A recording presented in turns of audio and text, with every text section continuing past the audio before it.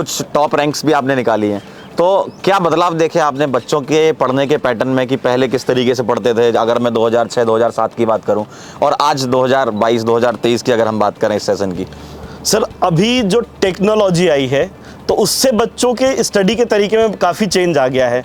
पहले क्या होता था, बहुत सारे बच्चे एजुकेशन अफोर्ड नहीं कर सकते थे, बड़ी बड़ी कोचिंग इंस्टीट्यूट में नहीं जा सकते थे। आज पीडब्ल्यू के होने के कारण छोटे छोटे गांव का बच्चा जो बहुत हाई फीस अफोर्ड नहीं कर सकता, जो मूव नहीं कर सकता, जो हॉस्टल नहीं ले सकता था, वो भी आकर के आज तैयारी कर रहा है। दोस्तों बहुत बहुत नमस्कार, स्वागत है सभी लोगों का आज के एपिसोड में। आज के एपिसोड में है हमारे साथ नीरज दुबे सर, केमिस्ट्री के धमाकेदार मेंटर हैं आपके।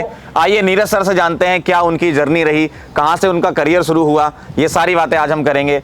और बैकलॉग को कैसे क्लियर करना है, टेस्ट का क्या इंपॉर्टेंस है, जेईई नीट में क्या क्या चीजें होती हैं जो आपको ध्यान रखनी होती हैं।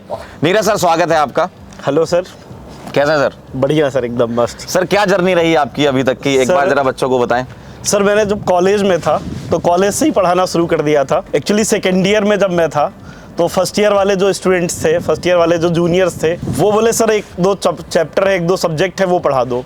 तो वहाँ से पढ़ाने की जर्नी शुरुआत हुई। फिर वहीं पे लोकल में आसपास के छोटे बच्चे थे, उनको पढ़ाना शुरू किया। फिर पास आउट होने के बाद 2007 में इंदौर का एक फेमस कोचिंग है, वहाँ से पढ़ाना शुरू किया। तो 2 साल लगभग वहाँ पढ़ाया। उसके बाद मैं दिल्ली मूव कर गया। तो 2009 से 2011 तक मैं दिल्ली में रहा। उसके बाद यार ये रहा कि सर कोटा में जाके पढ़ाते हैं। कोटा का जो कंटेंट था, कोटा का जो टीचर्स का एक्सपीरियंस था, नॉलेज था, और कोटा में जो नॉलेज फ्लो होता है, तो फिर इच्छा हुई कि कोटा चलते हैं। तो 2011 में मैं कोटा आ गया और 2011 से 2015 तक मैं कोटा में रहा। कोटा का एक बहुत फेमस इंस्टीट्यूट है, वहाँ पे मैंने टीचिंग का काम किया। उसके बाद उनकी एक ब्रांच खुल रही थी इंदौर, तो वहाँ मैं चला गया। 2020 तक मैं इंदौर में रहा।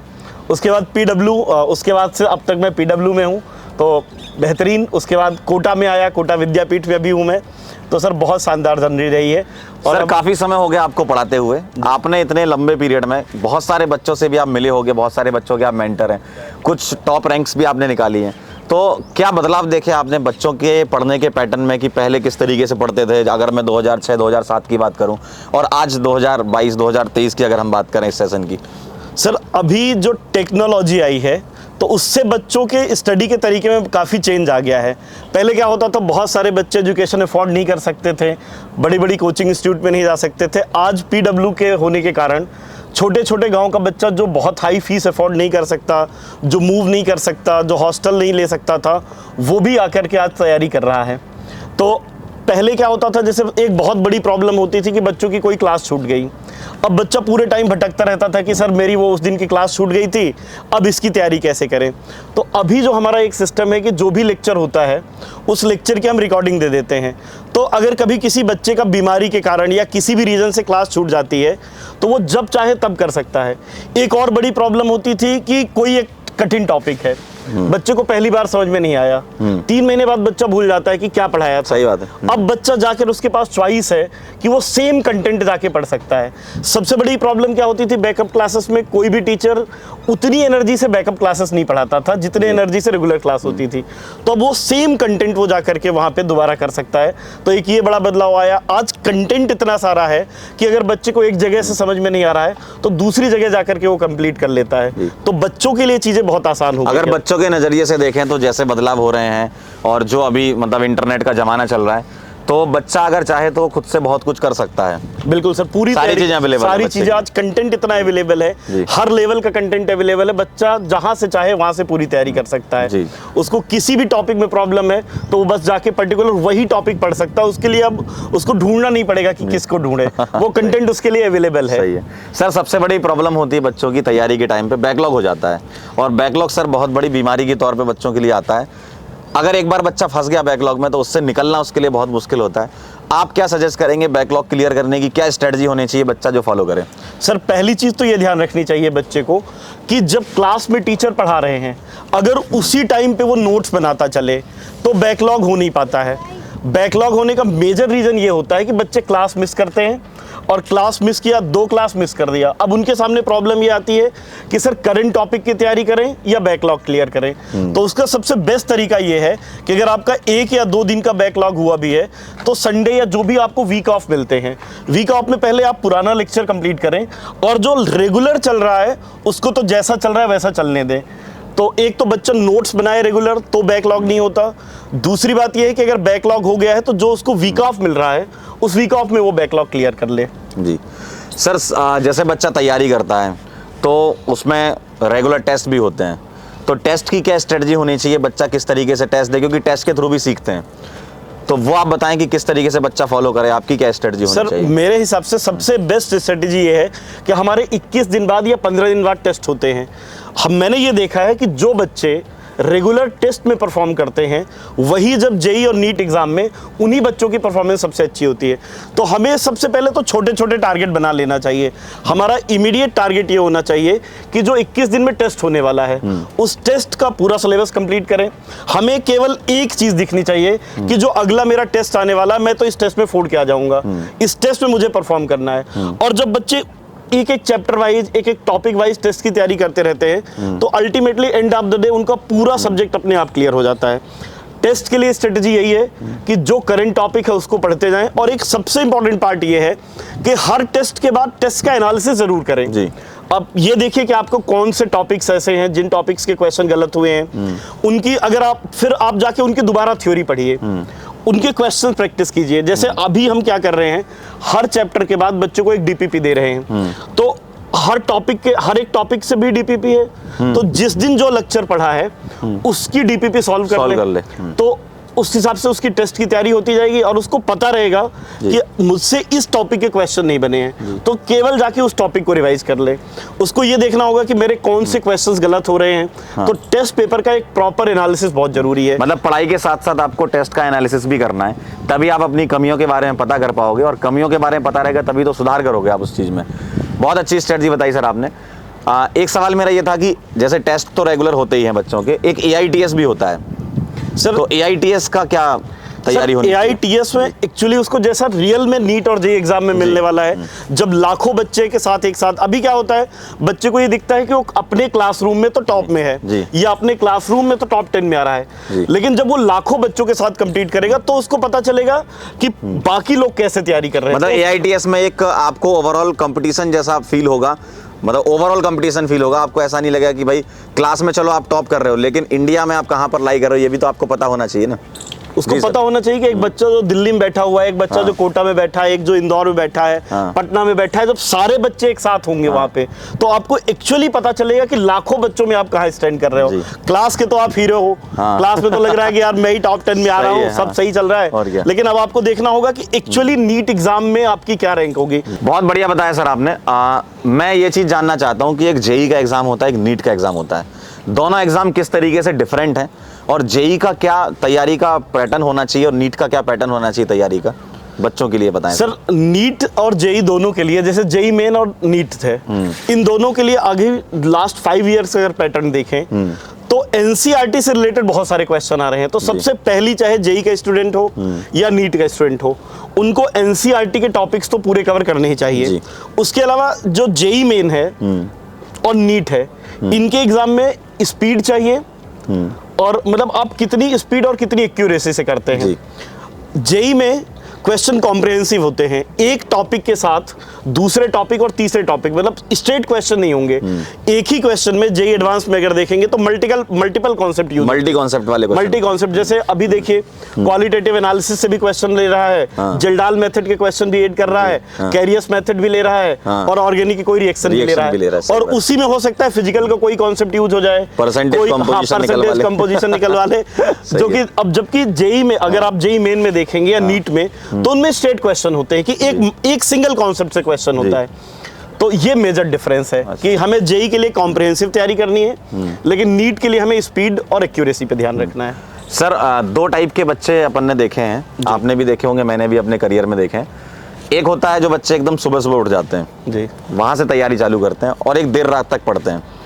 तो मतलब कौन सी चीज ज्यादा अच्छी है, रात को ज्यादा पढ़ना ज्यादा बेटर होता है या सुबह सुबह जल्दी से उठना ज्यादा अच्छा रहता है? सर ये हर बच्चे के ऊपर डिपेंड करता है। मतलब मुझे लगता है कि हमें अपने साथ एक्सपेरिमेंट करते रहना चाहिए कि हम कब ज़्यादा बेटर कर पा रहे हैं। रात के पढ़ने के अपने अलग फ़ायदे हैं, रात को ज़्यादा डिस्ट्रैक्शन नहीं होते, साउंड नहीं होता, तो आप रात को देर रात तक पढ़ते हैं तो उसमें आप बाकी डिस्ट्रैक्शन से दूर हो जाते हैं। कोई आके आपको गेट नहीं खटखटाने वाला है कि चलो बाहर घूम के आते हैं। हाँ। तो उसके अपने अलग फायदे हैं। सुबह जो बच्चे अर्ली उठते हैं, उनके अर्ली जब हम उठते हैं हम बिल्कुल फुल एनर्जी में होते हैं। कई बार रात तक काम करके हम थक चुके होते हैं और जब हम थके हुए ब्रेन से काम करते हैं तो उनकी इफिशियंसी नहीं आती है। जब हम मॉर्निंग में उठ के पढ़ रहे होते हैं तो हमारी एनर्जी मैक्सिमम होती है, तो उस टाइम पे लर्निंग फास्ट होती है। तो मुझे लगता है कि बच्चों को खुद से एक्सपेरिमेंट करते रहना चाहिए, 2-3 टाइप की स्ट्रेटजी बनाते रहना चाहिए, फिर जो उनके बेस्ट रिजल्ट सूट कर रही है, जिससे उनके बेस्ट रिजल्ट आ रहे हैं उसको मतलब जिसमें वो कंफर्टेबल है। भाई अगर कोई रात में पढ़ के अच्छी एफिशिएंसी निकाल पा रहा है जी सर, तो वो भाई सीखना है। मेन तो हमें ये है कि एग्जाम में जाके क्वेश्चन बनाना है, उसके लिए आपको पढ़ना है। आप चाहे रात में पढ़ो चाहे सुबह पढ़ो, दोनों के अपने अपने फायदे हैं और हमें एक्सपेरिमेंट करते रहना चाहिए। जो बेस्ट स्ट्रेटजी लगे उस पर फिर फॉलो करना। और सर बच्चे बहुत ज्यादा सवाल पूछते हैं कि सर आप हमारा टाइम टेबल बना दो, आप हमें बता दो कि ये टाइम पे हमें फॉलो करना है। तो टाइम टेबल जैसी चीज मतलब बच्चों के लिए होनी चाहिए कि नहीं? सर मुझे लगता है कि हर कोई बच्चा ना बचपन में से फर्स्ट क्लास से टाइम टेबल बनाना शुरू करता है, पर कभी वो टाइम टेबल फॉलो हो नहीं पाता है। मुझे तो लगता है कि जब आपको टाइम मिले तब आप बैठिए और पढ़ना स्टार्ट कर दीजिए। सबसे अच्छी स्ट्रेटेजी है कि बिल्कुल दीवार की तरफ आप चेयर कर लीजिए, टेबल पे अपनी एक बोतल पानी रख लीजिए और 2 या 3 घंटे की सिटिंग बनाइए कि मैं एक बार बैठूंगा तो 2 से 3 घंटे बैठूंगा। क्योंकि जब आप जेई मेन या नीट दे रहे होंगे, जेई एडवांस दे रहे होंगे, वहां पर भी 3 घंटे की सिटिंग है, तो आपकी आदत रहेगी कि आप 3 घंटे बैठ पाते हैं। मैंने ये देखा है कि सर कुछ बच्चे बेड पे लेटे लेटे भी पढ़ते हैं। सर बेड पे मतलब उनके लिए टेबल और चेयर तो मतलब एग्जिस्ट ही नहीं करती है। सर लेट के पढ़ने पे दिक्कत ये है कि नींद बहुत जल्दी आती है। जैसे ही हम कंफर्ट जोन पे जाएंगे नींद आएगी। तो हमें अगर टेबल पे और चेयर पे बैठेंगे, अपने सामने एक पानी की बोतल रख ली, जैसे ही नींद आ रही है तो 2 घूंट पानी पिया, नींद गायब, फिर पढ़ना शुरू कर। मतलब आपकी एक ऑर्गेनाइज स्टडी टेबल होनी चाहिए जिस पर बैठ के ही आप पढ़ें, आप लेट के ना पढ़ें और इधर उधर घूमते घामते भी ना पढ़ें। हाँ सर, उससे क्योंकि एग्जाम में भी आपको एक जगह पर बैठना है और वहीं पे बैठ के आपको क्वेश्चन को सॉल्व करना है, तो वो एक सिटिंग की आदत भी सर बन जाती है। धीरे धीरे वो आदत बनती है, तो बच्चों को वो लगता है कि हाँ यार मेरी तो 3 घंटे की आदत पहले से बनी हुई है, तो प्रॉब्लम नहीं आती, उनके लिए वो रेगुलर हो जाता है। सर एक बच्चों का ये डाउट रहता है कि सर मॉक टेस्ट हम कब से देना स्टार्ट करें? क्योंकि जितने ज़्यादा मॉक टेस्ट बच्चे देंगे उतना ज़्यादा मतलब उनको एग्जाम जैसा फील होगा। 3 घंटे का एक टाइमर लगा के कोई मॉक टेस्ट सॉल्व कर रहे हैं, तो उसका क्या इंपॉर्टेंस है सर? सर मॉक टेस्ट देने का बेनिफिट ये होता है कि बच्चा टेस्ट के साथ कंफर्टेबल हो जाता है। कई बार ये देखा गया है कि सेम क्वेश्चन बच्चे कहते हैं कि सर हम भर के बाहर करते हैं ना, एग्जाम हॉल के बाहर करते हैं तो वही क्वेश्चन आ जाता है, लेकिन जब वो एग्जाम हॉल के अंदर बैठते हैं तो क्वेश्चन नहीं हो पाता। तो उनकी प्रैक्टिस नहीं होती, आदत नहीं होती। जितने ज्यादा से ज्यादा क्वेश्चन करेंगे तो बच्चों के लिए वो एकदम ऐसा हो जाएगा जैसे रेगुलर क्लास में बैठ के दे रहे हैं टेस्ट, तो टेस्ट उनको कुछ अलग नहीं लगेगा, ये लगेगा यार ये तो मेरा रूटीन का काम है। तो वो जो स्ट्रेस होता है, एग्जाम का स्ट्रेस होता है, एग्जाम का जो फोबिया होता है, उससे बाहर आ जाएंगे। तो जितने मॉक टेस्ट देंगे उतना बच्चों के लिए टेस्ट एकदम नॉर्मल फिनोमिना हो जाएगा कि जैसे डेली क्लास में आके बैठ रहे हैं वैसे ही टेस्ट भी उनको लगेगा। सर बच्चों का एक डाउट ये भी था कि हम थ्योरी तो पढ़ लेते हैं जी, घर पे क्वेश्चन लगाते तो हमसे सॉल्व हो जाता है जब हम क्वेश्चन को टाइम देते हैं, लेकिन एग्जाम में तो हमारे पास लिमिटेड टाइम होता है, अपने को उसी लिमिटेड टाइम में क्वेश्चन सॉल्व करना है। तो कई बार हड़बड़ी में क्वेश्चन गलत कर देते हैं, कई बार आता हुआ भी मतलब उनको रिकॉल नहीं कर पाते। तो इस टाइप की चीज़ों से कैसे मतलब निकल पाए बच्चे? सर इसके लिए स्ट्रेटजी यही है कि आप कोई भी सिंगल टेस्ट मिस मत कीजिए। जो आपका 21 डेज में टेस्ट हो रहा है वो टेस्ट दीजिए, आपके क्लास में टेस्ट हो रहे हैं क्लास टेस्ट दे दीजिए, AITS दीजिए, आप मॉक टेस्ट दीजिए, आप टाइमर लगा के क्वेश्चन करना स्टार्ट कर दीजिए। आप टाइमर लगाइए कि यार मुझे ना छोटे छोटे टारगेट बना लीजिए कि पहले मुझे 1 घंटे में ना 10 क्वेश्चन करना है। अब आपने एक बहुत बड़ा टारगेट बना लिया कि यार मैं 1 घंटे में ना 50 क्वेश्चन करूंगा, होने वाले नहीं है। तो फिर आपके अंदर लगेगा यार जो टारगेट बनाया था अचीव नहीं हुआ। तो छोटे छोटे टारगेट बनाइए, टाइमर के साथ उसको सॉल्व कीजिए और आंसर की कभी मत देखिए। एक्चुअली सबसे बड़ी प्रॉब्लम एक बार बच्चों में मैंने देखी है कि बच्चे क्या करते हैं, कोई क्वेश्चन नहीं बनता तो उसकी आंसर की देख लेते हैं और फिर अपने हिसाब से एक सॉल्यूशन बना लेते हैं कि अच्छा ऐसा हुआ है। तो जब भी किसी क्वेश्चन में प्रॉब्लम हुई है उसको आप जाके टीचर से पूछिए, उसको डाउट जाके सॉल्व कीजिए। तो उससे ये प्रॉब्लम मतलब फिर उनको वो क्वेश्चंस करने की आदत पड़ जाएगी। और जैसा एग्जाम में होता है कि एग्जाम में आपको आंसर की नहीं पता होती, तो वैसी प्रैक्टिस आपकी हो जाएगी। सर कई बार ऐसे बच्चे होते हैं कि जो थोड़े से मतलब अपने अंदर ही अंदर बातों को रखते हैं, बताते नहीं। जैसे कभी उनको डाउट भी होता है तो वो मतलब पूछने में बहुत हिचकिचाते हैं। तो उन बच्चों को आप क्या सजेस्ट करना चाहेंगे, क्या गाइड करेंगे? भाई टीचर से सवाल पूछने में, डाउट पूछने में शर्माना नहीं है। आपको जहां भी समझ में नहीं आ रहा है, क्लास में नहीं समझ में आ रहा तो बिल्कुल हाथ उठाइए, पूछिए। जब तक आप पूछेंगे नहीं वो डाउट बना रहेगा और वो डाउट जाकर के आगे आपको प्रॉब्लम क्रिएट करेगा। अगर आप डाउट साथ में क्लास में सॉल्व कर लें बहुत अच्छा है।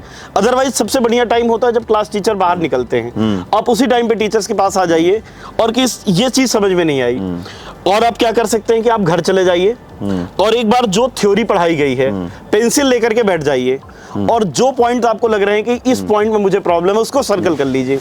जब अगली बार आपको टीचर मिले तो बस सर ये पॉइंट बता दीजिए, तो इससे ये प्रॉब्लम सॉल्व। मतलब आपको क्लास में अगर कोई डाउट आ रहा है तो आप बिल्कुल पूछो, हो सकता है कि वो आपके पास वाले का भी डाउट हो, वो भी उसी हिचकिचाहट में नहीं पूछ पा रहा है, कई बार ये भी होता है। और कई बार ऐसा भी डाउट होता है कि वो मतलब जब आप पूछते हो तो सर को लगता है हाँ यार ये चीज़ तो सभी को पता होनी चाहिए, तो बहुत अच्छे से एक्सप्लेन भी करते हैं सर लोग।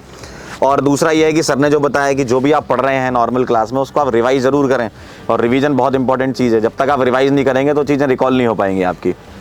सर ये जो दिवाली के बाद का टाइम है ये बच्चों के लिए काफ़ी वैसा टाइम होता है कि एकदम एग्ज़ाम भी सर पे होता है, तो बहुत बच्चा डिमोटिवेट हो जाता है, तो क्या आप बच्चों को मोटिवेशन देंगे? सर मोटिवेशन तो ऐसा है कि कभी हाई होगा कभी लो होगा, और जब तक लाइफ मुझे लगता है ऐसी है, कभी अप्स है कभी डाउन है, तो अप एंड डाउन तो चलते रहेंगे। लेकिन हमें अपने आप को हमें टारगेट बनाने हैं छोटे छोटे। मतलब आप ये सब, आप जैसे आपका एक पूरा दिन है, अगर आपने एक दिन में प्लान कर लिया है कि यार मुझे आज दिन में इतना करना है, तो आपके पास डिमोटिवेट होने का टाइम ही नहीं रहेगा।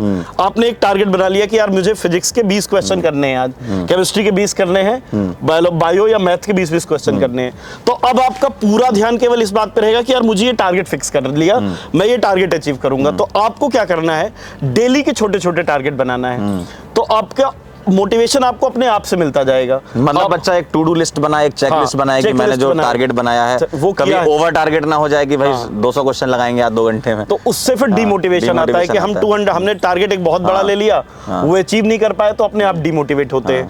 तो जब हम दिन के टारगेट बनाएंगे, 21 दिन के वीक के टारगेट बनाएंगे, तो बड़े टारगेट अचीव होते जाएंगे। और बच्चे को मतलब आप जब कोई एक छोटा टारगेट बनाते हो ना, और जब वो टारगेट आप अचीव कर लेते हो, तो आप को वो सक्सेस वाली फीलिंग आती है, अलग ही कॉन्फिडेंस लेवल, अलग कॉन्फिडेंस बढ़ जाता है, तो वो अपने आप में मोटिवेशन देता है।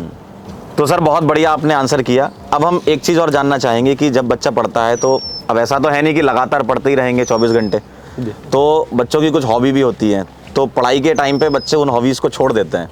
जैसे कोई गिटार बजाता है, कोई गाना गाता है, कोई डांस करता है, कोई क्रिकेट खेलता है, कोई फुटबॉल खेलता है, तो इन हॉबी का कितना इंपॉर्टेंस है तैयारी के साथ साथ? क्योंकि ये मैंने देखा है, अपने भी करियर में देखा है कि बच्चा जब तैयारी करता है ना जेईई नीट की, तो सब छोड़ देता है, वो सिर्फ तैयारी करता है। सर अगर हम कोई भी काम रेगुलर करेंगे तो वो मोनोटोनस हो जाएगी लाइफ, और धीरे धीरे बोरियत लगने लगती है। तो उस बोरियत को भगाने के लिए आपको जो भी पसंद है, आपको अगर म्यूजिक पसंद है आप गाने सुन लीजिए, अगर आपको गाना गाना पसंद है तो गाना गा लीजिए, डांस कर लीजिए। तो अब जैसे आप जब गाना सुन रहे होते हैं ना, तो आपके दिमाग में केवल एक ही चीज चल रही होती है, केवल आप उस म्यूजिक को एंजॉय कर रहे होते हैं, तो आप स्ट्रेस फ्री हो जाते हैं। जैसे अगर आप डांस कर रहे होते हैं, तो जब आप डांस कर रहे होते हैं तो आपके दिमाग में कुछ भी नहीं हो रहा होता। या जैसे आपको अगर गेम खेलना पसंद है, आधे घंटे गेम खेल लीजिए, क्योंकि जब आप गेम खेल रहे हैं ना, आपका पूरा फोकस केवल उस गेम पे होता है। लेकिन ऐसा नहीं कि 2-2, 4-4 घंटे गेम में मतलब उसका फिक्स कर लीजिए कि आधे घंटे आपको कभी टाइम पे गेम खेलना है, गेम खेल लीजिए, म्यूजिक सुन लीजिए। आपको डांस करना पसंद है, डांस कर लीजिए। दोस्तों के साथ फैमिली में बातें करना पसंद है, बातें कर लीजिए। या इंस्टाग्राम पसंद है तो बस, लेकिन उसको रिस्ट्रिक्ट करना पड़ेगा कि आधे घंटा ही करना है, लिमिटेड रखना है, तो अपने आप को इस तरह से आप स्ट्रेस फ्री बनाए रखेंगे। चलिए, तो सर ने आप लोगों को गाइड किया, बहुत सारी चीज़ें बताई। आई होप आप इसको अपनी ज़िंदगी में लाएं और इस पर अमल करें, जो जो चीज़ें सर ने बताए हैं। और मिलते हैं ऐसे ही अगले कोई धमाकेदार एपिसोड में, तब तक के लिए ओके बाय।